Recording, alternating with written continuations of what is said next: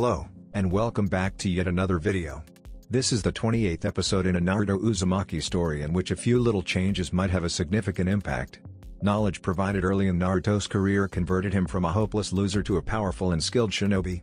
Historical differences that have long ago passed have resulted in a totally different consequence than we imagined. After you've finished watching, please like, share, and subscribe to the channel. To begin, please like, share, and subscribe to the channel. Let's get the party started. Naruto returned to Tazuna's residence after meeting with Kato. To keep anything from escaping his notice, before leaving the dock, Naruto had secretly created 10 shadow clones and had them transform into dock workers and various inanimate objects. Their goal would be to keep track of Kato's movements and alert Naruto to any suspicious activity. He hoped they would find something soon. The longer it took to locate those kunoichi, the more likely it was they'd be broken. Tsunami had asked him if he would like to stay for dinner. Naruto would have said no, but then Tazuna and Inari had both told him that he should. While ignoring an old man like Tazuna was easy, there was no way Naruto could ignore Inari when he spoke with those vibrantly shining eyes, and so Naruto had sat around the dinner table and shared exaggerated stories of his exploits. "It seems like you've gotten into a lot of trouble these past few years," Tazuna said as he leaned back in his seat, rubbing his now full belly. "You're so cool, Nichan." Inari practically had stars in his eyes as he stared at Naruto. His eyes were practically glowing. Grinning as his chest swelled with pride and his ego grew to new heights, Naruto said, "Hey, that's nothing. Just the everyday life of Konoha's greatest ninja. So cool." While Inari was in awe, Tazuna rolled his eyes at Naruto's greatest ninja comment, while Tsunami giggled behind her hand. Dinner was basically finished now. Tsunami stood up to begin putting the dishes away, but Naruto created several clones and had them take the dishes. When the woman tried to protest, he had put on a smile and asked her to let his clones do it as a thank you for the wonderful meal. She had reluctantly agreed. The group adjourned to the living room while the clones were cleaning the dishes. They sat around the couches as Tsunami went and got her father a bottle of sake. She offered to pour some for Naruto, too, but he declined. Drinking was pointless when he couldn't even get drunk. "I see you're still an alcoholic. Now that's just rude." Tazuna took the sake saucer and glugged it down. Setting the saucer back on the coffee table, he glared at Naruto. "I no longer drink to excess. I just like to have something after dinner." "If you say so." "I do say so, you little brat." The two shared a smile, though it went away as the brevity of the situation came crashing down, not that it could be helped. Naruto's reason for being here was pretty serious. Tazuna must have wanted to talk about what was going on. It was easy to sense the man's skepticism in his body language, the defensive posture and the frown he wore. They were both dead giveaways. "Are you sure Kato is the one responsible for kidnapping those kunoichi?" Tazuna leaned forward and pinned Naruto with a serious stare. "I mean, are you absolutely positive? I don't mean to place doubt on you, but that man has done a lot for this nation. I just can't see someone like him being involved in the slave trade." Naruto rubbed his chin as he thought of how best to answer. Meanwhile, Inari was looking back and forth between the two as Tsunami sat next to her father. Both of them seemed to understand the seriousness of this conversation, so they didn't say anything. In fact, Tsunami's expression was almost frightening in its intensity. "There's always a chance that I could be wrong," Naruto admitted. "However, as someone who controls the waterways, Kato is the most likely suspect. He has trade access to places that no one else does, and I know there are a few countries he's trading with where slavery is actually legal. He is also the only lead I have. If he's not the one responsible, then it means I'm back at square one." "Well, I suppose that does make sense," Tazuna muttered as he took another drink of sake. He finished the saucer in one gulp. Tsunami faithfully refilled the saucer. "I still don't like it." Naruto shrugged. "There's not much I can do about that." Evening soon became night, and Tsunami asked Inari to help prepare Naruto's room. After getting a promise out of Naruto that they would play later, Inari went to help his mom, and then Naruto was shown to a small room about 6 tatami mats in size, which equaled about 9 meters. It didn't have any decorations, but there was a small dresser pressed against the wall, and the far end had a window facing the eastern side. This room would be one of the first that the sun reached when it rose tomorrow. Naruto spent the night in relative comfort. The futon was a far cry from his typical bed, which was soft enough to feel like he was sleeping on a cloud, but it was softer than his sleeping bag. He drifted into a comfortable slumber within minutes. When the sun rose the next morning, Naruto was well rested. Because of his lifestyle when traveling with Jiraiya, Naruto was used to getting up at the crack of dawn. What's more, it was impossible for him to fall asleep once he woke up. This likely had to do with how Jiraiya used to attack him with water in the mornings. The man had said it was training to help Naruto sense impending attacks, but he was sure it was just the old man's way of playing a prank. With little to do except start his day, Naruto wandered outside and did some morning exercises. He couldn't do much. Since he didn't want to break anything, he didn't train his jutsu or use any of his more destructive taijutsu. He focused on calisthenics and light shadow sparring instead. It wasn't to improve his skills anything. Naruto couldn't improve most of his basic abilities any more than he already had. Everyone reached a plateau eventually, and his had been reached a while ago. Even so, while it was impossible to improve his basic abilities, Naruto could still keep his body limber and warmed up in the event that something came along which required his talents. Tsunami had woken up sometime while he was shadow sparring. He could see her in the kitchen window. The woman had noticed him and waved before getting started on breakfast. Inari had woken up not long after his mom. Unlike her, he had found Naruto sparring and opted to sit on the porch and watch. Naruto ignored the boy for now as he threw several straight jabs, which flowed into a series of high and low kicks. He kept his feet light. Rather than keeping them planted firmly on the ground, he bounced on the balls of his feet as he wove around the attacks of an invisible enemy. A light sweat broke out on his forehead, but his breathing was even. "You're so strong, Ni-chan. I'm really amazed. I wish I was that strong." The words had come after Naruto finished his warm-up exercises. He and Inari were sitting on the porch. Naruto had a towel around his neck to get rid of the slight sweat coating his skin, but it wasn't like he'd done anything that would work up a serious sweat. "What would you do if you were that strong?" asked Naruto. "I'd protect my family." "What else?" "Hey! That's a good answer." Naruto ruffled Inari's hairs as Tsunami came outside and set a tray of tea on the porch, offering them a smile before quietly slipping back inside to finish breakfast. She really was a caring woman. He'd never met someone who could so easily cater to the needs of her family, and she always did it with a smile. Looking at the rising sun as it climbed above the trees, Naruto thought about the strength he had acquired through years of training and hardship, and a series of unfortunate accidents that led to him becoming something other than human. You know, while being strong means you can protect your family, I think it's sometimes better not to be strong like this.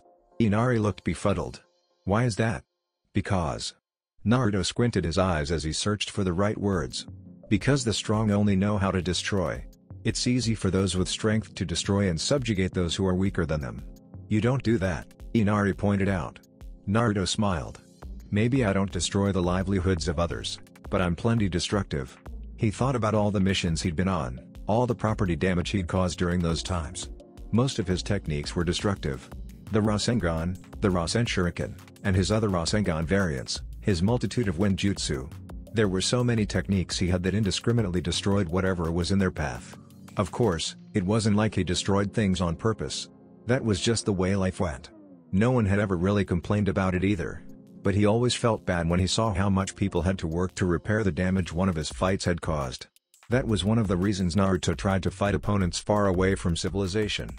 No one cared if a few trees were destroyed. "But you're still a hero," Inari said.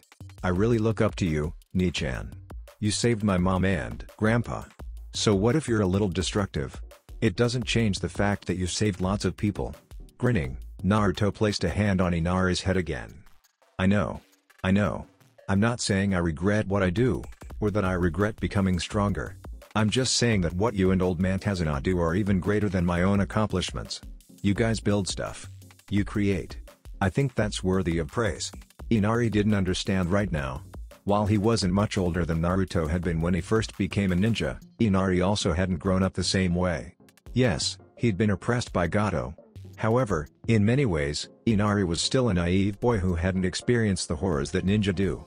He'll understand when he grows up. "Hey, you two." Tsunami appeared in the entrance to the house. "Breakfast is ready. K. We'll be right there." Naruto and Inari joined Tsunami and Tazuna for a traditional breakfast of white rice, salmon, and pickled vegetables. It was the kind of home-cooked meal Naruto never got to experience at his apartment, not even when Temari was over, since neither of them were all that great at cooking. That was why he took extra care to savor every bite. Inari and Tazuna left soon after eating. They were currently working on a large-scale renovation project of some kind. According to Inari, they were rebuilding an old inn that had been abandoned during Gato's reign of terror. Their goal was to replace it with something better, though neither of them seemed to know whether it would remain an inn or become something else entirely. Naruto didn't have a whole lot he could do after they left, so he ended up sitting on the couch and meditating. His clones hadn't reported any suspicious activity back to him. According to the one that had dispelled last night, all Kato had done was speak with several of his workers, and then lock himself in his office. That meant either Kato was being exceedingly cautious, or they just hadn't found anything useful. Doubts crept into his mind as he wondered if maybe Tazuna was right. Could it be that he'd gotten it wrong and Kato really wasn't the one kidnapping Kunoichi? It wasn't impossible. At the same time, if it wasn't Kato, then who was it? Naruto would literally be back at square one if Kato wasn't the person responsible. Furthermore, he wouldn't have any more leads he could follow. Just as he was beginning to let his frustrations get the best of him, someone knocked on the door.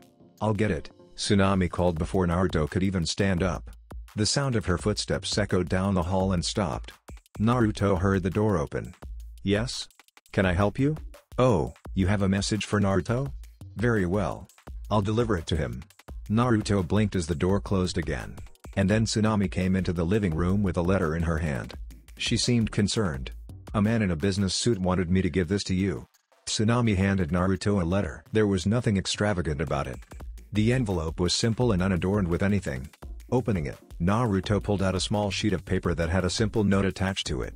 The note read, "I believe I have located the person who kidnapped the Kunoichi. Please come to the docks post haste. Kato." Naruto frowned as he read the letter, wondering what was going on. His clones had not reported this, though they had admittedly been keeping their distance so as not to arouse suspicion. Was this being done to throw him off? Maybe. Naruto would have to proceed with caution. "It looks like I'm heading out." Naruto stood up. "I'm not sure when I'll be back, but if I'm not around by the time Inari and Tazuna get home, please tell them not to worry." "Okay," Tsunami said, wearing a small frown. "Be careful, Naruto. Don't worry about me." Naruto thumped his chest. "I'm the epitome of careful. I don't believe that for 1 second. Not many do." Zox because the mine that Akuma and the bandits had been using to reach Nadeshika no Sato had been destroyed, Shizuka, Naruto's teammates, and the Kunoichi traveling with them had been forced to find an alternative route. Of course, there were several such routes they could use. According to the map Tokiwa had acquired at the nearby village, there were several mines and tunnels that led through the mountain range. Each one was a bit further from Nami no Kuni than the first, but it wouldn't take more than a few extra hours to reach the island nation. The mine they were traveling through was a sloping tunnel that twisted and turned. The tunnels were small, the rock walls spiky and sharp. There was barely enough room for 2 people to walk shoulder to shoulder. Tokiwa was in the lead. With the map in her hand, she determined which routes they would take. Shizuka and Tenten were immediately behind her, while Ino was in the center of their formation with the Nadeshiko Kunoichi. Kuji was taking up the rear. As the largest of the group, he had the hardest time fitting in this tight space. Shizuka glanced at Tenten out of the corner of her eye. They hadn't spoken since the time on the wall. Should she talk to her? She didn't know. If she was being honest, Shizuka wasn't even sure she knew what she wanted from this girl. Naruto is unhappy because he can't make up with her. That was what it all came down to. Naruto, the person who had helped her renew her purpose and become stronger, was hurting. He wanted to make up with Tenten, but she wasn't letting him. Shizuka did not care about traditional conventions of love and marriage. Living in an all-Kunoichi village meant there'd been plenty of times where she and several women had shared each other's beds. Even after she and Naruto became intimate, that hadn't changed, and while she hadn't touched any of the women's husbands, she knew that several of the other Kunoichi, Tokiwa included, had threesomes with the men who'd been taken as husbands. Perhaps it was her own skewed sense of aesthetics that made it impossible for her to get upset at Naruto's sexual activities with other women, but she honestly didn't see a problem.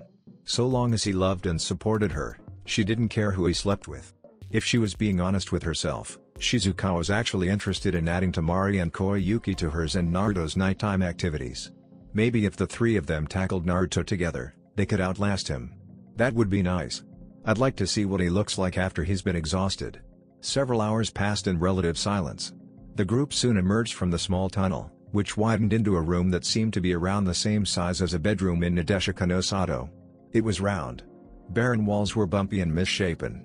When she looked up, all she found was a ceiling about 10 meters above their heads. It was dark enough that she could just barely make it out. "We'll stop here and continue on after taking a break," Tokiwa determined. "We've got another day before we'll reach the end of this tunnel." They had already taken several breaks to eat and sleep. Shizuka had no idea how much time had passed, but according to Tokiwa's internal clock, they had spent at least 3 days in this labyrinthine tunnel. Since the tunnel had numerous lateral passages and branched off several times, it was impossible to figure out which route you needed to take without a map. Even with a map, she was almost positive they'd become lost. The group sat around and quickly went about making camp, which meant creating a campfire and bringing out their sleeping bags. Several of the kunoichi made a basic meal for everyone. Then the groups went to sleep in shifts. Shizuka took the first watch. She stared at the fire as she sat with her legs crossed.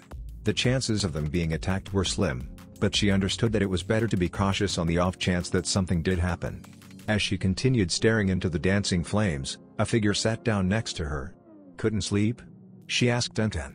"I have a lot on my mind," the girl admitted. "About our conversation the other day?" Sort of." Tenten's cheeks turned pink. "I was thinking about what you said, and I get it. I do. The thing is, I don't really know what I want from Naruto anymore. That's why I haven't been talking to him." "Then maybe it's about time you figured out what kind of relationship you want," Shizuka suggested. "If all you want is a friend, that's fine. If you want nothing to do with him, that's fine too. You just need to make up your mind. I think it's important to state your intentions clearly. Otherwise, all you are doing is needlessly hurting a good person." "Yeah. I know." Tenten hugged her knees to her chest, looking more like a little girl than a mature young lady. It didn't seem like the girl knew what she wanted. "In which case, how about I help you?" offered Shizuka. Looking up, Tenten studied her with a suspicious glint in her eyes. "And how do you plan on doing that?" Wearing a large smile, Shizuka explained her plan to Tenten, whose blush grew darker the longer she listened. The innocence displayed was actually pretty cute. It made Shizuka want to tease her, but she didn't. This was too important to ruin with teasing. "What do you think?" asked Shizuka when she finished. Tenten averted her gaze. I don't know. It's that kind of half-assed attitude that put you in this situation in the first place." "Urk." Tenten made a strange choking noise as if she'd swallowed something down the wrong tube. She then gazed at Shizuka with a slightly frightened but mostly embarrassed look. Her eyes shook, but her face was turning into a mottled red. "You might be right, but I really don't know if that's a good idea, though. Do you have any other ideas?" "Well, no. Then why not try mine? You have nothing to lose. Except my virginity." "Yes, but you were planning on giving that up at some point anyway, right? Has anyone ever told you that you're a very blunt person?" "Tokiwa has mentioned that I've become a lot more open in the last few years." Shizuka said nothing more as she waited for Tenten to make a choice. Much as she wanted to force the girl into this situation, she could not. What happened from here on out would have to be Tenten's choices. All she could do was offer this girl the one choice she believed had the highest chance of helping both her and Naruto reconcile. Alright," a blushing Tenten finally said. "We'll go with your plan." At those words, Shizuka brightened. "I'll make sure you won't regret it." "I somehow feel like I'm already regretting it," Tenten sighed as the fire continued to merrily crackle. Zox Naruto arrived at the docks to discover that nothing looked like it had changed. There were still a lot of ships in port, a lot of people wandering around, and a lot of crates being loaded and offloaded various ships. He hadn't expected there to be any real difference. Still, it did unnerve him how nothing seemed to have changed at all. He made his way into the largest building on the dock, walked across the tiled lobby, and found the same woman he'd spoken to the previous day standing behind the desk. When she saw him, the woman's eyes lit up. "Naruto, sir. I'm glad you came." While he didn't know how he felt about being called sir, Naruto didn't let on to the strange squeamishness churning his gut. He tried to act naturally. "I received a letter saying Kato had some information for me." "Yes. Please follow me. He'd like to speak with you in his office." Walking out from behind the desk, the woman, whose name was Angela, bade him to follow her. She walked through a door on the far side of the lobby. It led to a hallway. There were only a few doors in this hall, and none of them looked noteworthy. They were probably offices. The last door at the end was the one Angela led him to. She knocked once, waited for permission to enter, and then opened the door. "Sir, Naruto had arrived." "Thank you," said Kato. "Please send him in." At the invite, Naruto walked into the room, wary of any traps. The large office space was a lot bigger than he expected, but that might have also been due to how empty it was. A desk sat at the far end. A table sat in the middle. There were a few shelves with scrolls and books. However, Aside from a couple of posters and maps decorating the wall, there really wasn't much. Kato stood by the table, leaning over it as he looked at a map that lay spread across the surface, hands pressed firmly against the hardwood. He looked surprisingly destitute. His shoulders had a slouch that Naruto didn't remember seeing last time. There were also bags under his eyes. He wondered if the man had gotten any sleep. "Naruto, I'm glad you came so promptly," Kato said as Angela left the room and shut the door behind her.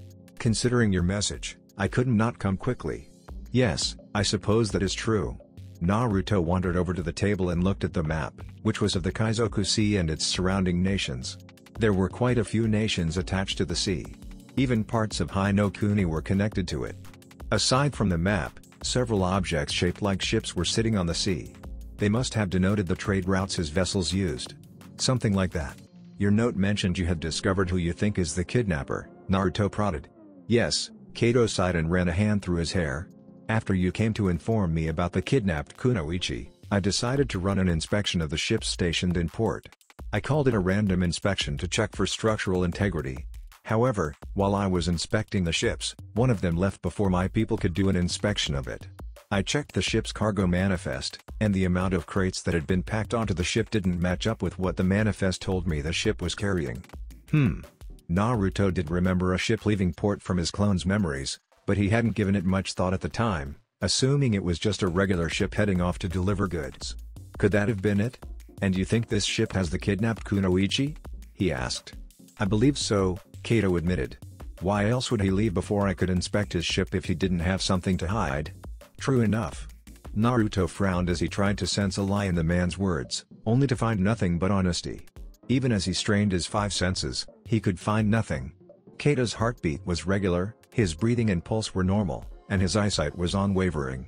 He was either the best liar in the entire elemental nations, or he was telling the truth. "So, who is this person you think kidnapped the Kunoichi?" asked Naruto. "My half-brother, Shato." Naruto soon learned that Kato was the illegitimate child of Gato, who apparently had sired several such children from women he had raped and prostitutes he'd slept with.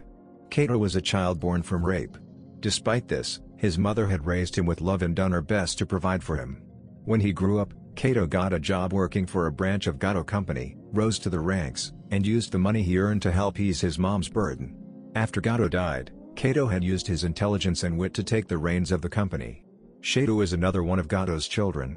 He was born from a prostitute that Gato slept with, but unlike me, he was abandoned by his mom. Kato's melancholic eyes told Naruto everything. "I found out that we were half-brothers and offered him a job because I felt a kinship with him, but Shato is a cruel man. There've been numerous infractions against him. I've been trying to change his ways, but I think I've finally realized that all I've done was enable him to commit more crimes. I am sorry for the trouble I've caused you." Realizing that his own estimation of this man had been wrong, Naruto shook his head. "Don't apologize. You tried to help someone you believed was family. I can't blame you for that. For now, let's just focus on stopping Shato and rescuing those women. Do you know where he is heading?" Kato bit his lip. "Not quite. I know where he would be going if he follows his normal trade route, but he might change course to give me the slip." "When did he leave?" "Over an hour ago."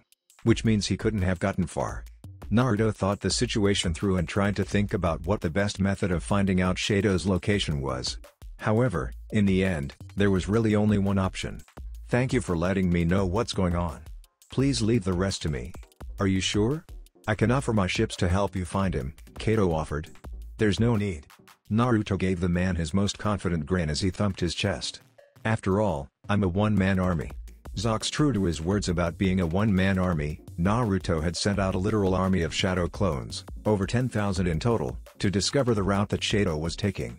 He didn't know how long it would take. That being the case, each Shadow clone had enough chakra to last at least one day at sea. Provided there were no storms or giant fish that ate people. He stood on the docks and looked out at the ocean. The line between ocean and sky was an easy one to see during the day, the gradients shift from a deep blue to a lighter hue plain as, well, plain as day. Naruto watched the waves as the salty breeze hit him in the face. Footsteps signaled someone's arrival, and Naruto turned around as Kato walked up to him. "I've impounded all of the ships," Kato informed Naruto. "No ship can exit the port until your mission is concluded. That should make it easier for you to find Shato's vessel. Won't that mess with your schedule?"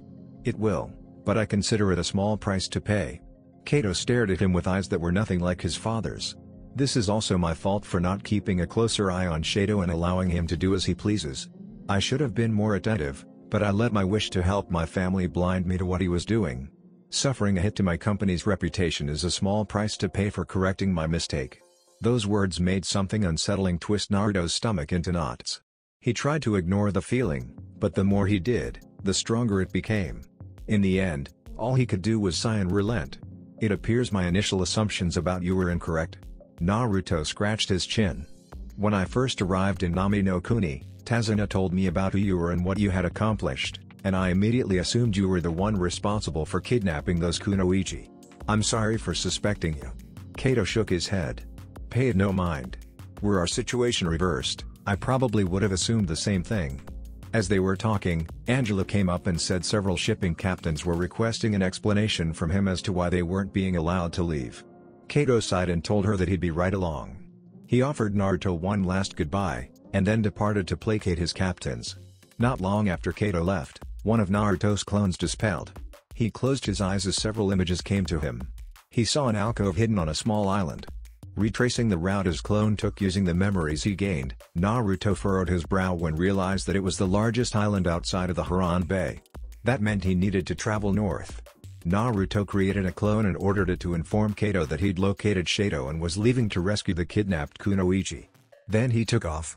Rushing along the water's surface, he used wind chakra to boost his speed by creating a funnel behind him.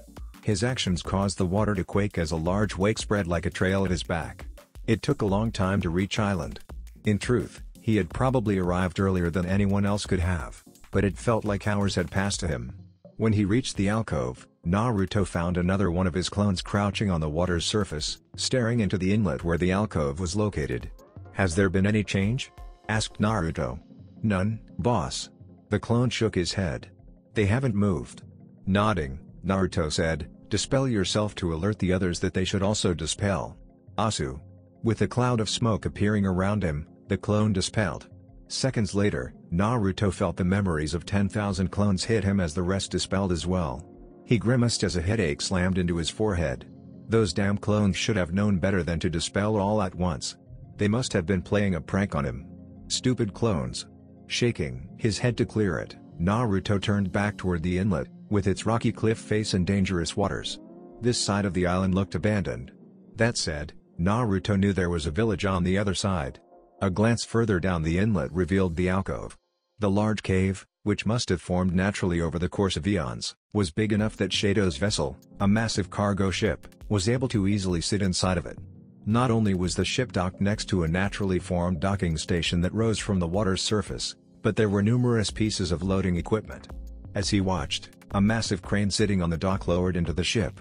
Naruto couldn't see what was happening, but several seconds later, the crane tilted up again. He narrowed his eyes when he saw the cage of naked women. It didn't take a genius to know those people were the slaves Shado planned on selling.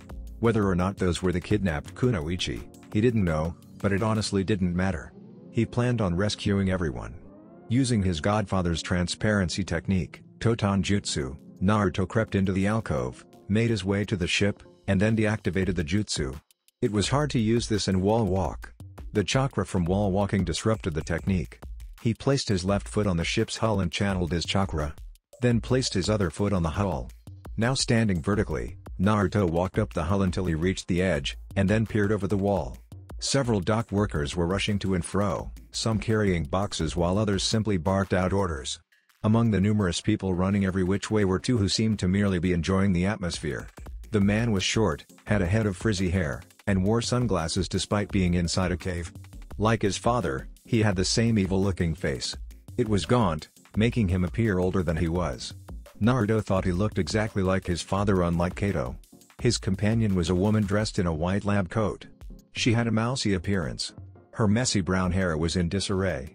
Large wire-framed glasses sat on her nose, though they kept slipping off, forcing her to readjust them. He couldn't see much of her face because she was turned at a 3/4 profile away from him, but it looked like she had a large nose and really small lips. "What do you think, Chisai?" asked Shado.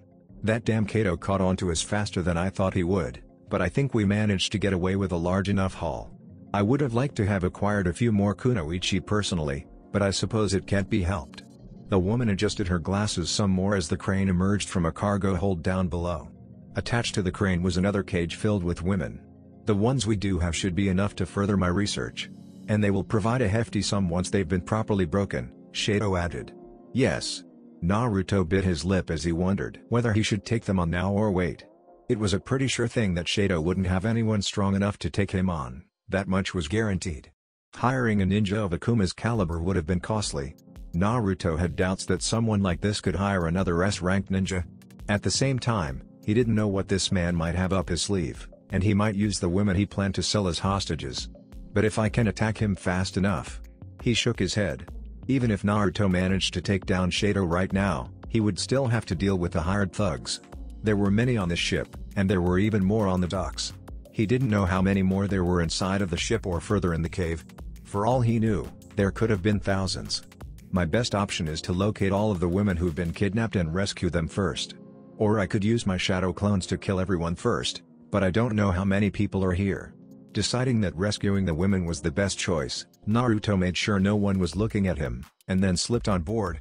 The first thing he would do was locate the kunoichi who had been kidnapped and request their aid provided they were in condition to help him. Slipping through a door, Naruto traveled down a flight of stairs as he reactivated his sensei's transparency technique. None of the thugs wandering the halls noticed him as he traveled deeper into the ship. Most of them were in groups of at least two. He searched a bit more, traveling along numerous passages, until he spotted a thug entering a room. Naruto followed the man. The room he had entered was a bathroom. It was the communal kind that had several urinals and stalls. The thug Naruto had followed went up to a urinal, unzipped his pants, and began taking a leak. After making sure this person was the only one present, Naruto went up to the man, grabbed his hair, yanked his head back, and pressed a kunai to his throat. The man was still pissing, but Naruto didn't pay attention to that. What is? I'm sure you know how this works, Naruto said to the startled man. I am going to ask you several questions. You are going to give me several answers. If you don't tell me what I want, I'll slit your throat right here and now and find someone else. Do we have an understanding? Whoa, man, the thug said. There ain't no need for violence here. I gotcha. I'll tell you whatever you need to know. Good. Naruto hid a smile and began his questioning. Several kunoichi were kidnapped recently. Where are they being held? In the lower levels of this ship. I heard they were being kept in a dungeon located near the bottom. And the other girls? They're all on the second level. I see. Thank you, Naruto said, and before the thug could react, Naruto snapped his neck. Stashing the man's body in one of the stalls and locking it, Naruto reactivated the transparency technique and made his way down to the lower levels. The hallways were small. Naruto ended up having to crawl on the ceiling to avoid running into people. Until he had rescued the women, Naruto couldn't afford to let anyone know he was there. Fortunately for him, this ship did not have any security beyond the thugs that wandered the halls. Sneaking into the lower levels was easy. He traveled down several flights of stairs before eventually finding the room that housed the kunoichi. It was a large room that looked similar to a medical facility. At least, it would have looked like one if it weren't for the cages lining the walls on the far side of the room. Several women were in the cages, ranging from their teens to their early 20s. As Naruto walked up and studied them, he saw that all of them had varying degrees of powerful muscles, meaning they were obviously the kunoichi. None of them responded to his presence other than to look up. Their eyes were cloudy and sightless. Have they been drugged? Are you girls from Nadeshiko no Sato? Naruto asked. No one answered him at first. They stared at him, blinking several times. He frowned as he waited for confirmation. Who are you? A voice asked behind him. Naruto turned around to find a woman strapped to a table. She was naked as the rest of them, but unlike them, her eyes were clear. I'm here on behalf of Shizuka to get all of you out of here, Naruto said. Shizuka? The woman's eyes widened at his words, and then widened further seconds later. Wait. You're Naruto Uzumaki. Yes, that's me. Huh. It's been so long, I almost didn't recognize you. Well, it's also pretty dark in here. Oh, shut up. Naruto didn't know who this woman was, but if she was from Nadeshiko no Sato, then she definitely would recognize him. He had lived there for several months during his training trip. The relationship between him and Shizuka was also well known in the village. Let me get you out of this. Unsealing a kunai, Naruto sliced through the bonds, keeping the woman in place with wind chakra. Once free, the woman climbed off the table and rubbed her red and blistered wrists. Damn, those jerks weren't gentle when they bound me. Motherfuckers. Are these all the kunoichi? Yeah. They didn't take any of us outside of this room. I suspect they don't plan on letting us leave this prison until they've broken us. Fortunately, their mind-breaking drug hasn't been perfected yet. Is that why these kunoichi are acting so docile? Nah, that's just an act. The kunoichi clapped her hands together. Alright, ladies. It looks like we're gonna be making our escape. Look alive. As if those words had been a magic signal, the women in the cages all stood up, eyes returning to a more vibrant state. Naruto realized they had just been putting up a front. They had probably done so to make them seem harmless in front of their captors. Being a ninja meant deceiving your enemies. After pulling a scroll from his ninja pouch, Naruto set it on the ground and unfurled it. Black symbols and lines ran along the surface. He placed his hands on the seal and channeled his chakra. The area was engulfed in smoke barely a second later, and when the smoke cleared, there was a large pile of women's clothing lying on the ground. "You ladies should get dressed," Naruto said as he stood up. The kunoichi who'd been strapped to the table raised an eyebrow. "Do you always carry around women's clothing with you?" "Yes," Naruto answered without inflection. "Ever since I began busting slave trading operations, I've taken to carrying women's clothing. It's much easier to maintain a disguise than it is a transformation, especially since getting yourself captured involves letting them knock you out." Jutsu like the transformation technique always dispelled when someone was knocked unconscious. That was why, whenever Naruto infiltrated a slave operation, he used a combination of makeup, women's clothing, fake breasts made from molding, and a special type of underwear that hid his junk to fool people into believing he was a woman. "You are a man without shame," the kunoichi said as she grabbed hip-hugging pants and a dark shirt.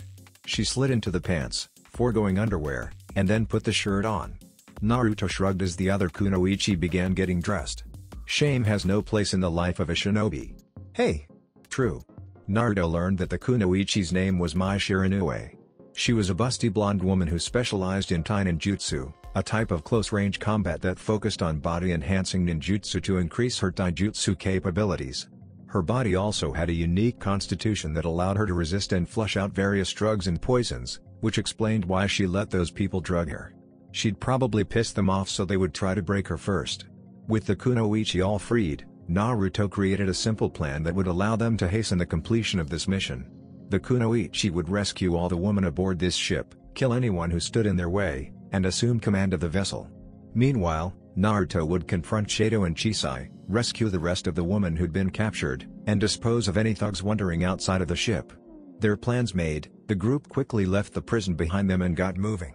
Zox Naruto split off from the kunoichi and made his way up. Since he no longer had to worry about being caught, he didn't hesitate to kill anyone standing in his path. He created numerous shadow clones, made them split up, and had them kill every thug they came across before the alarm could be sounded. The kunoichi would be doing the same. Once Naruto reached the deck, he created several more clones and had them all use the transparency technique to sneak up behind the people up top. As one, they killed the workers, crushing their throats and then sealing the bodies inside of a scroll.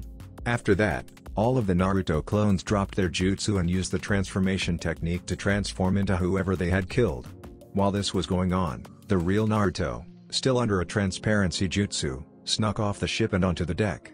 He ignored the guards walking across the natural stone platform emerging from the water's surface and used his abilities at stealth to sneak past them. No one seemed to have realized something was wrong. The thugs continued working, though some of them were ogling and taunting the naked women in cages.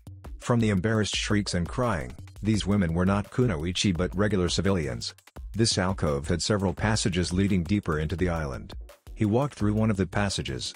Without any idea of where Chisai and Shado were, all Naruto could do was wander the rocky passages, which were surprisingly flat, in search of them. To aid in his cause, he once more created several shadow clones and had them do reconnaissance. This cavernous hideout was a lot bigger than he first thought. Some of the passages sloped up, while others went down, and even more twisted and turned like a pretzel. There were more passages than he could count, and it seemed to him like this place might run through most of the island. One of his clones finally found Shado and Chisai. Naruto used the clones' memories to follow the correct passages, which led into a massive prison that seemed to second as a torture chamber. Naruto peeled his lips back in disgust as he saw several battered women chained to a wall. He clenched his fists when he noticed the dull, lifeless look in their eyes. Numerous devices hung from racks, all of which he recognized due to his exposure to them before. Aside from devices designed to torture, there were also numerous sex toys. While the torture devices were for breaking people with pain, the sex toys were for breaking them with pleasure, like a carrot and a stick. Shisai and Shado were inside. They stood beside a vertical table that currently held a screaming, struggling woman. Shisai had a syringe in her hand and was preparing to plunge the needle into the woman's arm. Naruto appeared behind her swifter than the wind. Before either of them even realized she was there, Naruto broke the woman's neck.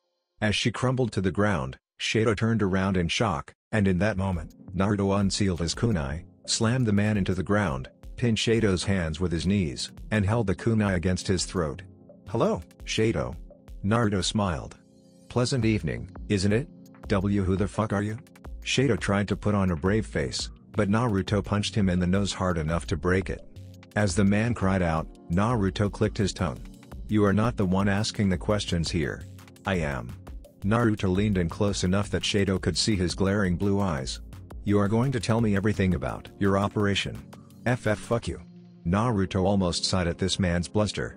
For whatever reason, every slave trader he'd killed had reacted the same way when confronted with a similar situation. They denied talking at first, either out of some misguided belief in their own safety or because they were just dumb, but once Naruto brought on the pain, they would sing like a bird. And that was what he decided to do. Naruto didn't have the patience to waste time with pleasantries. "Why do you evil slaver types always make things so difficult for me?" It was a rhetorical question. Naruto wasn't going to give this man time to answer. Prying the man's mouth open, Naruto placed several senbon needles inside and used chakra to keep them in place. If the man closed his mouth, those senbon would stab him, which he made sure to inform Shado of. The man's eyes widened as a cold sweat broke out on his forehead. However, he had no time to say anything, not that he could with his mouth open so wide, since Naruto had already reached in, grabbed one of his teeth, and yanked. Ah! Chucking away the tooth, Naruto watched as Shado tried to squirm around underneath him. Naruto was still pinning the man to the floor, so he couldn't move, but he did wiggle a lot. Of course, after yelling, Shado instinctively closed his mouth, which caused the senbon to pierce his fleshy pink insides. That in turn caused him to scream again. Naruto waited out the man's screaming and thrash. Once Shado settled down, he pried the man's mouth open once more and pulled the senbon out. Shado wouldn't be able to talk if he had those inside of him. Tossing the senbon away, he looked at the pathetically crying man again. "I'm only going to say this one more time. If you do not tell me everything about your operation here, then I'll just torture you until your mind breaks and you plead with me to kill you. Alright. Alright." Tears drizzling down Shado's eyes, the man gave in a lot more quickly than most others. He probably wasn't used to pain. "I'll tell you everything I know. Just please stop." Thus began the interrogation. Naruto learned that this was not Shado's only slaving operation. He had several more located throughout the elemental nations. This one was actually relatively new. He'd set up shop in Nami no Kuni, a daring move considering Nami Shipping was headquartered there, and began his operation to capture and sell kunoichi as slaves. There was apparently a high demand for kunoichi among the nobles of nations that had no ninja village. Naruto kept that in mind for the future. Once Naruto had acquired all of the information he could, he knocked Shado out. This was done mostly out of consideration for the woman who was even now staring at him in horror. She couldn't have been older than 20 or so. She might be even younger than that. And she had already seen one death plus this torture session. He didn't want to scar her any more than he already had. I should have knocked these two out and let this girl go before torturing them both. That was his bad. He'd let his emotions get the best of him. Standing up, Naruto stepped in front of the girl, who tried to squirm away from him. He sighed but didn't let her actions hurt him. She was just scared. "My name is Naruto Uzumaki," he began. "I'm here to rescue you and the other women who were kidnapped." The woman stopped. She couldn't say anything because she had a ball gauge in her mouth, but she was no longer struggling to escape from his gaze. "I'm going to take that off of you." He gestured to the gag. "Is that okay?"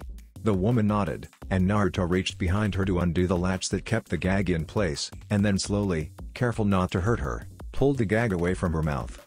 With the gag no longer in place, the woman's jaw was finally able to relax, though it seemed to have been so long since it was removed that her jaw refused to close. Naruto unsealed a towel and used it to wipe the drool that had trailed down her chin, neck, and chest. The woman blushed but didn't stop him. Once that was done, he began undoing the straps on her legs. "Mind if I ask your name?" "Lana." The girl spoke with a slight lisp. He assumed her ability to speak was hampered by how her jaw muscles had suffered thanks to the ball gauge. "Lana. That's a nice name." Thank you." It was always awkward talking to kidnapped women because you never knew what to say, but Naruto tried his best to ease her mind with conversation as, upon finishing the straps around her legs, he undid her hands. Turned out Lana was from a village on the opposite end of the elemental nations. She'd been kidnapped about 2 months ago. They had left her and several other girls in this cave to rot and had only just begun to try and break her. She was incredibly lucky. Because she'd been stuck in that position for several hours, her legs wouldn't respond as she wanted them to. Once Naruto released her, she pitched forward into his chest, but he caught her and quickly unsealed a blanket to cover her modesty. He then created several shadow clones and had them begin releasing the woman chained to the walls. The girl began. "What is it?" Thank you. For saving me." "You're welcome." Picking up the girl in a princess carry, Naruto began walking back toward the dock. His clones in the Nadeshiko Kunoichi should have finished taking care of the bandits by now. It took about 1 hour to completely subdue all of the thugs and rescue the women. Speaking of, there were 265 women in total, all of them ranging from their early adult years to their late teens. The group that had been on board the vessel, 61 in total, had only been a small portion of the women who'd been kidnapped. Naruto and Mai found the rest trapped inside of an underground prison. The girl who Naruto had personally rescued had fallen asleep several minutes after he picked her up, so Naruto had placed her inside of one of the rooms on the ship. Then he, Mai, and the other Nadeshiko Kunoichi had the rest of the women board as well. While some of them were skeptical and reluctant at first, Naruto promised that they were all going back home. Shado's ship was a steamship, a powerful cargo freighter that ran on steam power instead of merely relying on the ocean breeze and sails. It shaved off the distance between them and Nami no Kuni in a matter of hours. The hour was still late when they arrived at the dock. The evening sun was slowly disappearing behind the ocean. Even so, several dock workers greeted Naruto when he emerged from the ship. "Please inform Kato that I have rescued the girls Shado kidnapped," Naruto said to one of the workers, a burly man with thick arms that were covered in hair and a beard that made him think of a lumberjack. He looked almost like a bear. "We'll do that." Kato said to let him know when you returned anyway. "I see. He also asked me to pass on a message for when you got back." "What's the message?" "He said to tell you that Shizuka and your team are at Kazuna's house, and that you should head over there as soon as you can." "Thanks. I guess I'll do that." Naruto paused as he looked back at the ship. Several sets of eyes were peeking out over the side. They were the civilian women he'd rescued. Naruto turned back at the man who looked like he would be more at home in the mountains. "What about the women I rescued?" "We'll have them stay on the ship for now." The man scratched his beard. "We don't have any accommodations ready that can house so many people. I'm sure Kato will figure something out once he's made aware of the problem." "I understand. Thank you." The bear-like man left with a nod, and Naruto spoke with Mai Shiranui about what they should do. Of course, Mai had said she was going with him to meet with Shizuka, but they couldn't leave these women alone. Only Mai would come with him. It was decided that the rest would stay with the girls and protect them, just in case. While he didn't think Kato would follow in his half-brother's footsteps, there was nothing wrong with being safe. Naruto returned to Tazuna's house to find Tsunami entertaining Shizuka, Ino, Tenten, Kuji, Tokiwa, and a group of Nadeshiko Kunoichi. There were 8 people in total. The living room was fairly cramped, with the seats being filled by the members of his team and the Kunoichi. Poor Tazuna was grumbling as he stood off to the side with his arms crossed. "Mai." Shizuka leapt to her feet and raced for the woman, who returned her leader's enthusiastic greeting with a smile. "It's good to see you, Shizuka. I'm sorry for allowing myself to be kidnapped. I have no excuse." "What are you saying? It was my fault you got kidnapped in the first place. I should have never sent you and your team out on that mission once it was made clear that someone was after us. Please forgive me." No. It was an important mission. Our job was to figure out who was after us, but instead myself and my squad failed." While the conversation between Mai and Shizuka went on, though it seemed like the two were mutually apologizing to each other instead of having an actual conversation, Naruto went over to the couch where his team sat. Ino, Tenten, and Kuji looked up at his approach. A sly grin appeared on his fellow blonde's face. "It looks like you really did end up completing the mission without us." Naruto shrugged. "I had planned on waiting for you to arrive, But then the person who kidnapped all those kunoichi caught wind of what I was doing and left. I didn't have much choice but to follow them and take care of the situation myself. A likely excuse. Maybe you should tell us what happened? Kuuji suggested as he munched on some rice crackers, obviously provided by Tsunami, who'd gone back into the kitchen. Naruto agreed with Kuuji and informed them of everything that had transpired after he arrived in Nami no Kuni, from his meeting with Kato to his rescue of the kunoichi. He paid careful attention to Ino and Tenten. Both of them looked ready to puke at certain parts. They were more than a little green, especially when he got to the part about the girl he'd rescued from Shadow and Chisai. He didn't blame them for being sickened. As someone who'd become adept at breaking up slave trading operations, Naruto had learned about humanity's darkness, about the depravity some humans went to. It made him remember Akane's scornful words about humanity. He actually agreed with her. The conversation between Mai and Shizuka continued for nearly an hour as Mai informed her leader about everything that happened to her and her squad. Shizuka had nearly made her palms bleed. She was clenching her fists so hard at some points. She'd taken the part where Mai had been injected with mind-breaking drugs quite hard. Ino, Tenten, and Kuuji weren't much better. Tazuna, who'd heard the whole conversation, had mumbled that it was a good thing Inari was asleep. Naruto agreed. This wasn't something a kid like him needed to hear. As the conversation wound to a close, Tsunami, who had emerged from the kitchen with some tea during their story, clapped her hands to get their attention. "Do you ladies have a place to stay? If not, I would love it if you stayed here. There is more than enough room." "We have yet to find any accommodations," Shizuka admitted. "Finding Naruto was our priority, so we forewent searching for a place to stay night." "But are you sure it's alright to house us? There are quite a few of us." "Oh, yes. We have 6 guest bedrooms, so there is more than enough room for everyone. In that case, we will gladly accept your offer." Dividing up the rooms took longer than Naruto thought it should have.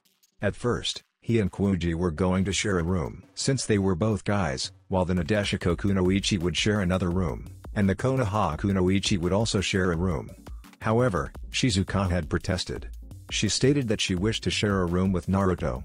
Her words had surprised Tsunami, but the calm woman had accepted them with a smile, though she'd also given Naruto a speculative gleam that he didn't quite appreciate. In either event, Kuuji would get his own room, while Naruto and Shizuka would share a room. He thought it odd that she was so adamant. When he asked her why she was doing this, however, she merely smiled and said she wanted to sleep with him. He would have let it go at that, but she'd glanced at someone else after she finished. "I sense trouble on the horizon." A freshly showered Naruto entered his room about 1 hour after the decision on sleeping arrangements had been made. There was only one shower. He'd let the girls take one first. As he shut the door behind him, Naruto turned back to the interior of the room and paused. "Tenten? What are you doing here?" Tenten and Shizuka were sitting on a large futon, dressed only in a thin white robe. The robe seemed a bit big for them. Part of it slipped down their shoulders, revealing unblemished skin. Their skin, a healthy pink from the hot bath they had taken, glistened under the light as they sat there, feet tucked underneath their bums, hands resting on their laps. Tenten fidgeted as Naruto stared at her. She seemed embarrassed. Shizuka spoke for them both. "Forgive me for meddling in your affairs, but I decided to speak with Tenten on your behalf. She and I have reached an understanding. That is why she is here." "An understanding, huh?" Naruto forced his nerves to remain calm as he walked into the room and sat on the futon. It was large enough that all three of them could form a triangle with about half a meter of space between them. "What kind of understanding did you reach?" "Tenten does not know what she wants from you, so in order to find out, I have offered to help her seduce you." Naruto nodded several times. "That makes sense. Wait. What?" He must have heard wrong. Yes, that was it. He had obviously heard wrong. There was absolutely no way he could have heard her right. But Shizuka gazed at him with an impassive and serious expression. Meanwhile, the healthy blush on Tenten's cheeks had grown immeasurably darker. "You heard me. She and I are going to seduce you." Naruto needed a moment to process this new information. His brain felt like it had been fried by a fire jutsu. "So, you plan on seducing me? And you're okay with this?" His question was directed at Tenten, whose face had become so red she looked like a boiled lobster. She looked down at her thighs, which she rubbed together, and then nodded with the slowness of a turtle. Shizuka talked about it, and she said the reason I can't figure out what to do is because I don't know what I want. She said sleeping with you might help me come to a decision." Naruto stared at Shizuka, who only smiled at him with a perfect poker face. He couldn't figure out what she was thinking. That being the case, he looked back at Tenten, who peeked at him from beneath her fringe of hair. "If this is what you want, then I don't mind, but are you sure you won't regret this?" "Why yes." Tenten looked back down. "I thought about it, and I think she's right. I'd like to know what I want, and I think the best way is by being intimate with you."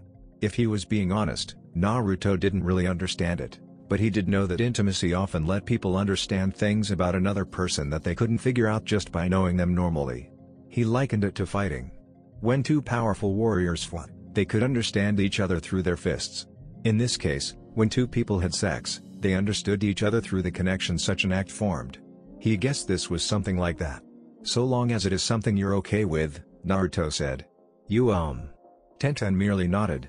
While the two of them stared at anything but each other, Shizuka moved behind Tenten until she was able to wrap her arms around the girl's middle. While Tenten squawked, the Nadeshiko no Sato leader smiled at Naruto, her eyes brimming with an effervescent sheen. "Since we've agreed to this now, why don't you start off with a nice kiss?" "No. But that's not." Tenten tried to speak, but Naruto knew they had to start somewhere, so he crawled toward them on all fours, until he was right in front of Tenten's face, and leaned forward. When he pressed their lips together, Tenten went silent. Naruto kept his mouth over hers for several long seconds. He frowned when she didn't return the kiss. He pulled back. "Are you okay, Ten-chan?" "Huh? Oh, yeah. I'm, great. Are you really sure you're okay with this? You can back out if you want to." "Why wouldn't I be? You're not kissing back." "D, that's just because I'm so surprised. Give me some warning before you do something like that. You already knew what was going to happen. Don't act like you didn't have ample time to react." Naruto didn't say his thoughts out loud because he knew it wouldn't matter. Women could be quite illogical when they wanted to be. "Then, is it okay if I kiss you now?" asked Naruto. Tenten shifted her eyes away from him, but she still nodded. "Oh, okay." With her permission, Naruto leaned forward and pressed their lips together once more. Despite telling him it was okay, Tenten clearly had no idea what to do. Well, that made sense. It wasn't like she'd ever kissed anyone. Naruto decided to take the lead, nibbling on her lower lip before switching to her upper lip. A delicate sound escaped her mouth.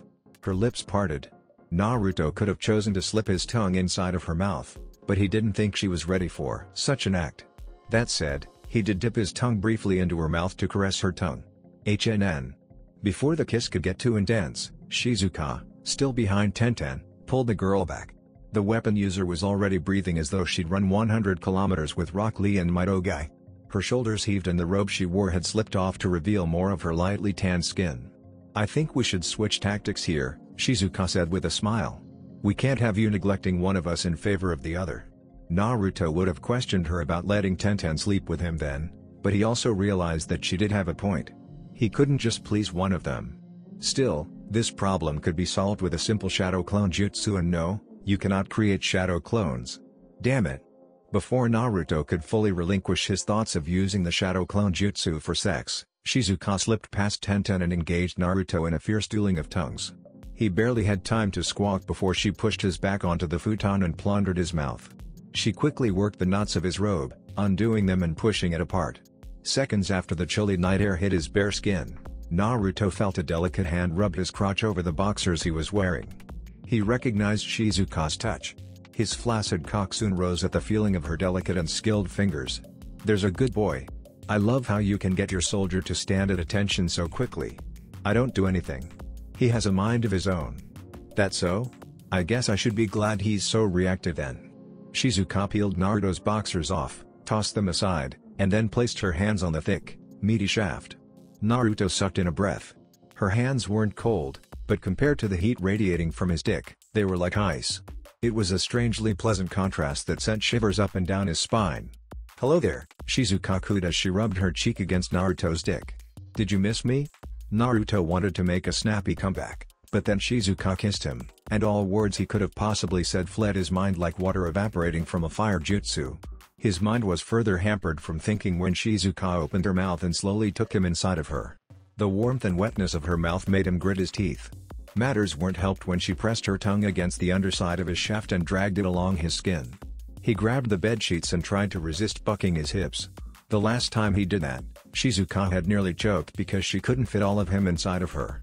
While Shizuka was orally pleasing him, Tenten had remained rooted to the spot. It seemed she didn't know what to do. All she could do was stare at the spectacle taking place before her with wide eyes.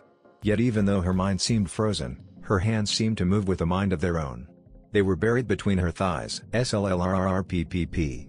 A loud, wet sucking sound echoed around the room as Shizuka released his cock. The cool air hit his wet member, causing him to shiver. With a grin, the young village leader looked at Tenten. "What are you doing? Come over here." Tenten still seemed unsure, but she still crawled to where Shizuka was, kneeling down alongside her. "You've never done this before, right?" asked Shizuka. "Oh, of course I haven't." Right. So, just follow my lead. Since there are two of us, rather than taking the whole thing in our mouths, we're going to lick it." "I'll lick it?" Like a lollipop. Come on. Just do what I do." Ah.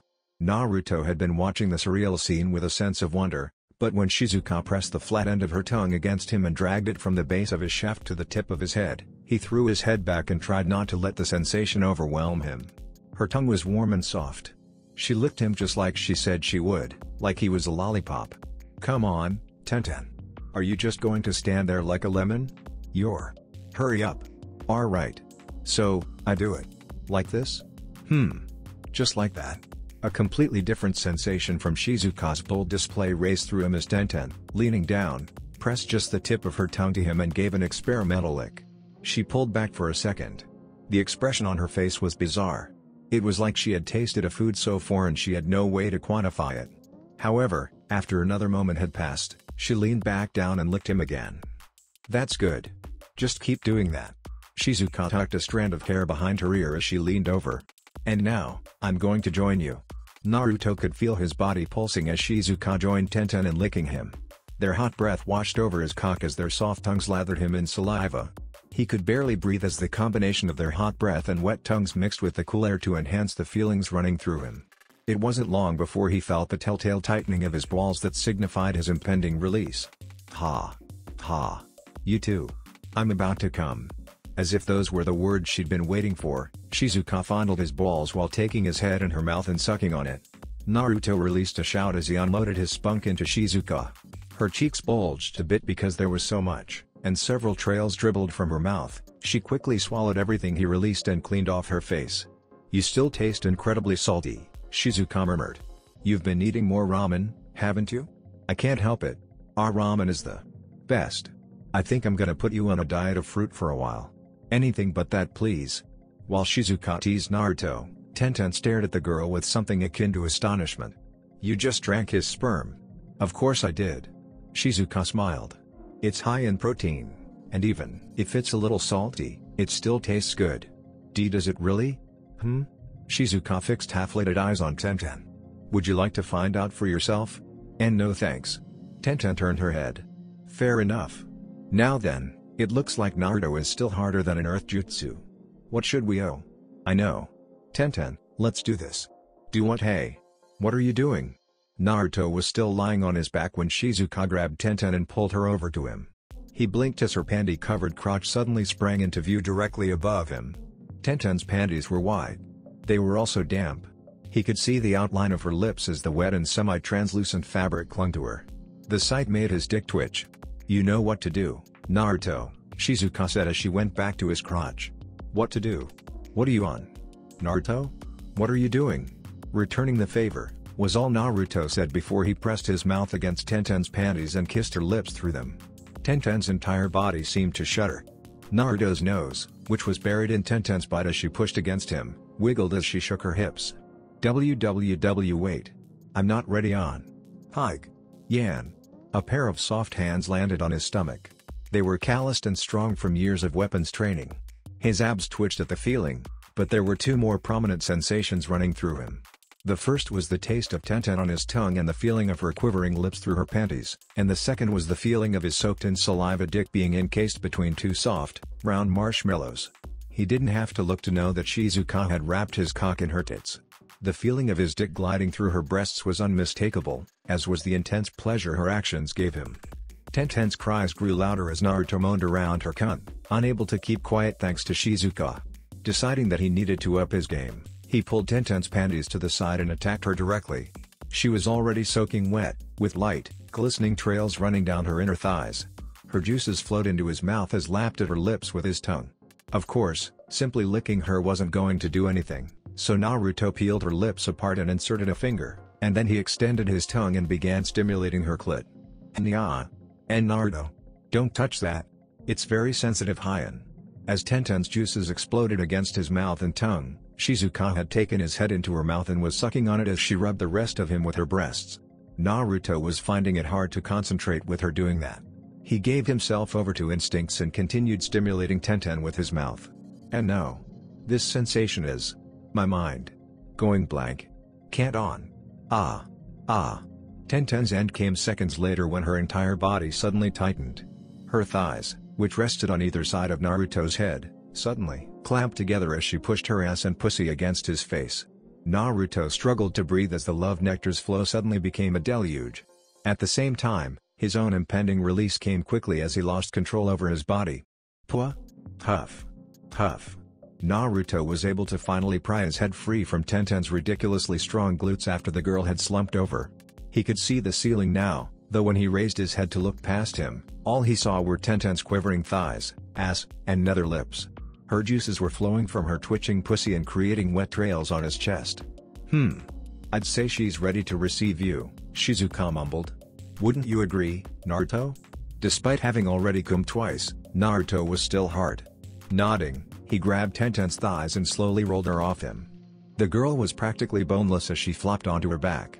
As Naruto crawled up, he glanced at the girl and noticed that her eyes were glazed and her slack mouth had drool leaking from it. Her robe was also open enough that he could see her nipples peeking out. Naruto wiped his mouth and crawled between Tenten's legs. He didn't touch her with his member yet. Leaning over, he tilted her head until her glazed eyes were gazing into his and placed several pecks on her lips. And Naruto. Are you okay? I feel really good.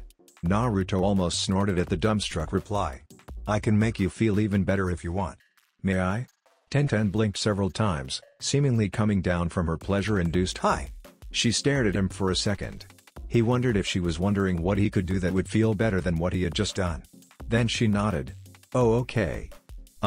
Please be gentle. I will.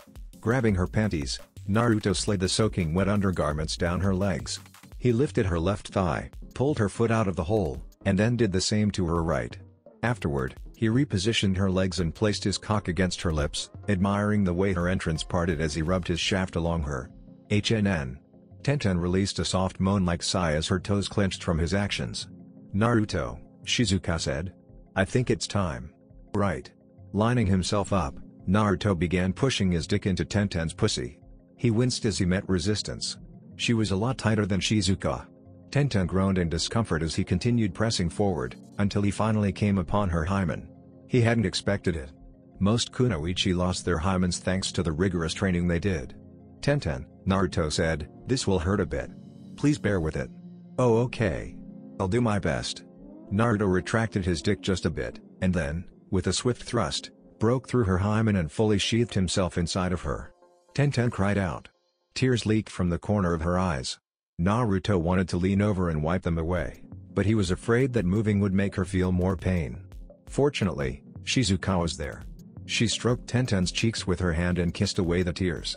You did a good job, she said. Tenten groaned. I knew it would hurt, but I didn't expect that. Naruto is a bit bigger than some men, and you're a virgin, so it probably hurt more. But you did a great job. Did I? Tenten looked from Shizuka to Naruto. He nodded. You did. Also, let me know when I can begin moving. It was actually hard for him right now. Tenten's walls were clamping around him so tightly it felt like he was being strangled. He wanted to begin moving to loosen her up, but he refused to move until she gave the okay. You can move now, Tenten said as she closed her eyes. I'm ready. Okay then. Here I go. A loud sucking sound lewdly echoed around the room as Naruto pulled himself out of Tenten. It felt like her pussy was trying to suck him back inside. Tenten's discomfort and groan mixed in with the noise as Naruto pulled back until just his head was inside of her, and then, just as slowly as he pulled out, he pushed himself back in. He repeated the process, hoping it would eventually become easier. How do you feel? He asked Tenten. I feel better. Ha. Ha. Tenten released several slow, deep pants. It's beginning to feel good. I feel like you're filling me up. There's this electric sensation running through my body, and it's so good. Good. That's how it's supposed to feel. As he moved in and out of Tenten at a snail's pace, Naruto was vaguely reminded of the term sawing logs. He knew that meant sleeping, but he was moving so slowly, sawing his log in and out of Tenten, that he couldn't help but think of the phrase. It almost made him giggle.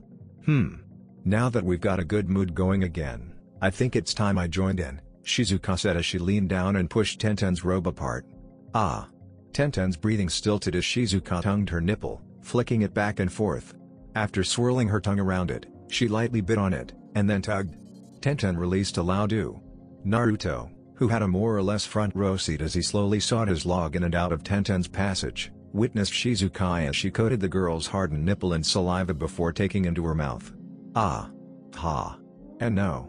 Don't do that. It feels weird. There was no telling if Tenten's protests meant she was unwilling or not. Her hand was already pressed against Shizuka's head, pushing the other girl down as though asking her to keep doing what she was doing. While Shizuka played with Tenten's tits using her mouth, she pleasured herself. Burying her hand between her legs, Shizuka moaned around the nipple in her mouth as she fingered herself. Naruto couldn't see it all, but he could practically hear the lewd sucking sounds as she shoved her fingers into her sopping center. By this point, Tenten had loosened enough that he could move faster. He increased the speed of his thrusts. However, he couldn't really pound her like he did with Temari or Shizuka. Her pussy really was tighter, almost uncomfortably so. He kept his pace even, though, which seemed to work for Tenten just fine. HGNN. Ha. Ah. My mind is going blank. I can't think. It feels so good. On. Ah. Ah. Tenten's hips bucked as Naruto plunged into her depths, rubbing against her cervix and knocking on her womb. Oh. Oh. Oh. Oh. I can't take this. I'm gonna come. Naruto actually had to stop moving, or rather, he found himself unable to move when Tenten suddenly clamped down on him to the point where it simply became impossible. He gritted his teeth and rode out Tenten's orgasm. It was hard, especially because Shizuka had switched from playing with Tenten's breasts to making out with the girl. His cock became even harder as he watched Tenten and Shizuka share in a sloppy, wet kiss.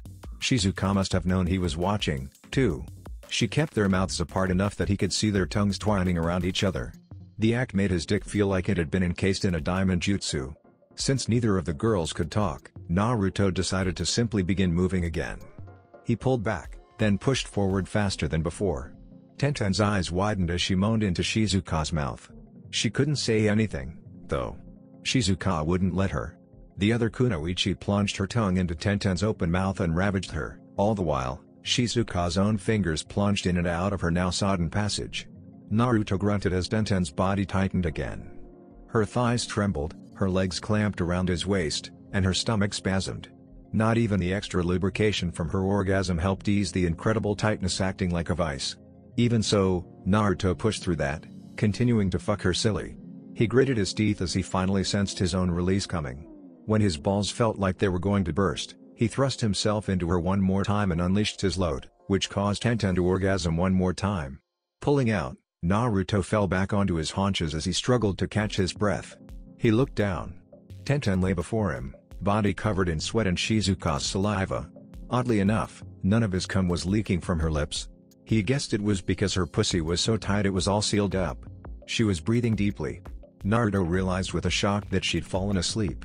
I guess that means I did a good job. Wait. Where's Shizu? Naruto groaned as something warm engulfed his still hard member. Looking down revealed Shizuka cleaning off his shaft. She licked the mixed juices coating his dick like it was a popsicle. Then she looked up at him as her mouth sucked him in, though she could only take about half of him. With a lewd slurping nose, she pulled back and smacked her lips. So that's what it tastes like when your spunk mixes with another woman. She licked her lips. It's different than when you have one or the other separately. I might begin to enjoy this flavor. You sound awfully perverted right now, Naruto mumbled. When did you start speaking like a lecherous barmaid? Shizuka smiled. Since I decided to help Tenten make a decision, I figured it would be fine if I took the lead tonight. She hesitated long enough to reveal her uncertainty. Do you not like it? Honestly, You sound incredibly hot right now, Naruto admitted. You could probably make me hard by just talking dirty to me. Is that so? I'm glad. Shizuka gave him a genuinely happy smile before it turned devious. She discarded her robe, then slipped out of her panties. Turning around, she presented her posterior and, more important, her dripping vagina, to Naruto. As she leaned down and stuck her butt in the air, she reached out and spread her lips. I hope you're still able to go on. You have one more hole that needs to be filled. How right you are. Naruto sat up and walked on his knees to Shizuka. A soft smacking sound echoed around them as Naruto placed his hands on her hips, and then slowly filled Shizuka with his dick. You did such a great job helping Tenchan out that I feel you deserve a reward. In that case, I want you to fuck me silly. Pound me so hard that my womb breaks. Your wish is my command. Unlike with Tenten, Naruto didn't start slowly. He shoved his throbbing member into Shizuka as though to break into her womb. The woman's back arched as she screamed out, goading him on with her voice. He pulled back and thrust into her again, picking up the pace. As he did, he looked down to watch as her firm butt cheeks jiggled with every thrust, as his cock, soaked in her juices, moved in and out of her. Yes. Oh, yes. That feels so good. That feels on. Ah. Ah. So good. Oh. You're hitting me so deeply. Naruto leaned over as he kept thrusting his hips and began placing kisses on her back. Shizuka mewed like a cat as he did so, and then Naruto reached around and fondled her large tits, which swung back and forth from his almost violent pounding. Yes. Yes. Yes. Yes. Shizuka's voice was loud enough that he could have sworn the glass rattled. Wanting to feel her even more, Naruto wrapped an arm around her waist and fell backward. Now on his butt, Naruto grabbed her legs underneath her knees. He stood up and began thrusting into her again. This new position seemed to work. It felt completely different. Shizuka threw her head back against his shoulders, her cries completely incoherent now as her inner walls tightened around him. Her juices leaked out from her filled passage, dripping down her butt and his thighs. Even though she had already orgasmed, Naruto didn't stop. He kept going, bringing Shizuka to one more orgasm before he finally shot his spunk inside of her. Now completely spent, Naruto pulled out of Shizuka and set the young woman on the futon. The kunoichi was limper than a wet noodle. She didn't even have the strength to lift her arms. Naruto wasn't much better. He flopped down between her and Tenten, lying on his back as every cell in his body told him he'd pushed himself too hard. Hey, Naruto? Shizuka spoke. That was fun. I want to do it again. Maybe. You'll have to ask Tenten. I could also ask Tamari or Koyuki. You could. Threesomes are fun. So. Fun. Naruto didn't deny it. This had been a lot of fun, tiring, but fun. He wouldn't mind having another one, though he really didn't want this to become a regular occurrence. While he was quite proud in his stamina, Naruto didn't think he would be able to keep up if they had a threesome all the time like this. Strength returned to his body after a while. Shizuka must have regained some stamina too since she quickly cuddled into him.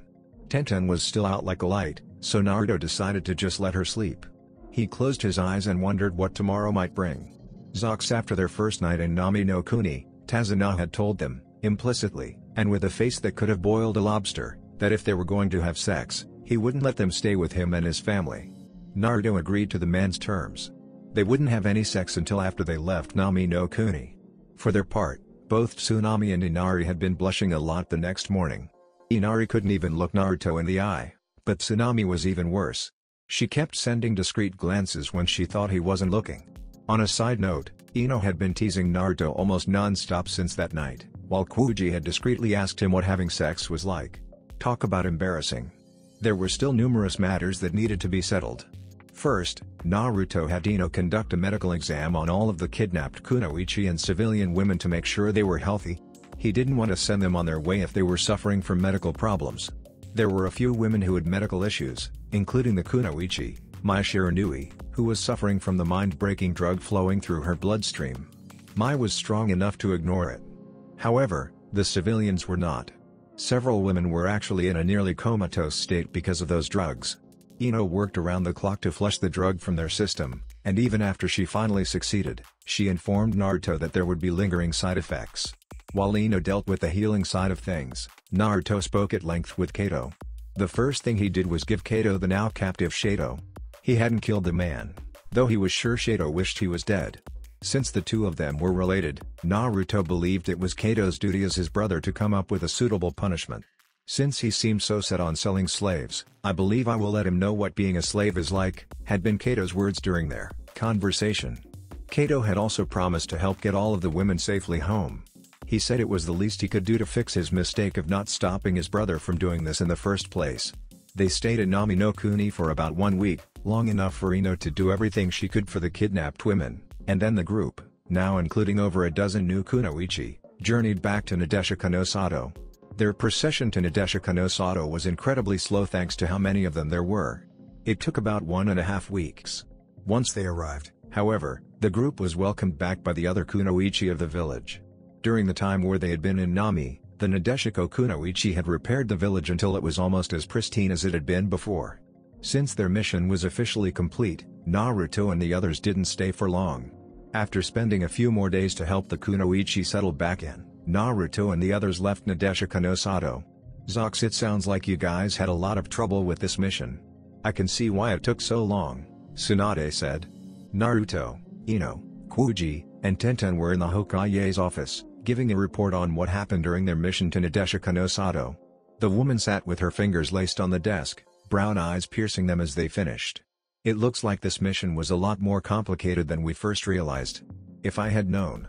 Well, you four seemed to handle it well, so good job. The group was promptly dismissed by Tsunade after the report had been made.